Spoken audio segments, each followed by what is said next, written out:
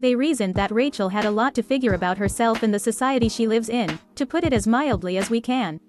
In any case, whatever you think of her, now is not a good time for her to embark on a new relationship. Or is it? Bachelor Nation also addressed the elephant in the room. Many expressed the belief that Rachael might be unprepared to enter a high-profile relationship with a black man, as she seemed to have a poor understanding of what it means to be black in America.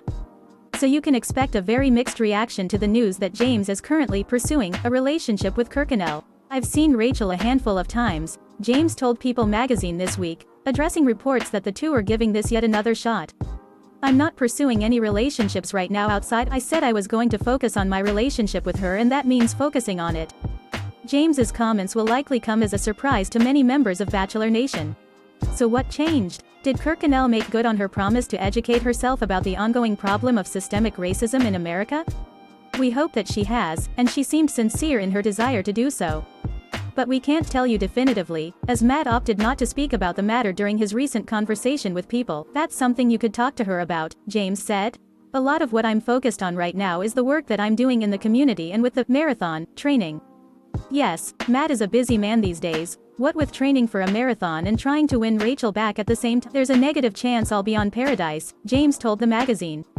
He also spoke for his best friend Tyler Cameron, adding, "There is a negative chance Tyler's on there as well. I think we're good on that." Yeah, appearing on the horniest Bachelor spin-off of them all probably wouldn't be conducive to Matt's efforts to win back his ex. As for how the public will react to Matt's reveal, well, that's anyone's guess. Generally, fans root for the couples who met on the show to last for the long haul, as that's kind of the reason for the but to say things are different in the case of Matt and Rachael would be putting it very mildly. This, coupled with her tepid response to the outcry, made her arguably the most unpopular contestant in the history of the Bachelor. Then Chris Harrison weighed in and tried to defend her. He came across as tone-deaf at best, and racially insensitive at worst. It was an unmitigated disaster that defined the season. To her credit, Rachael has seemed sincere in her subsequent attempts to make things right.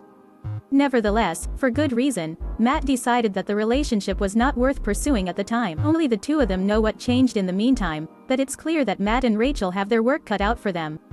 The path forward will not be a smooth one.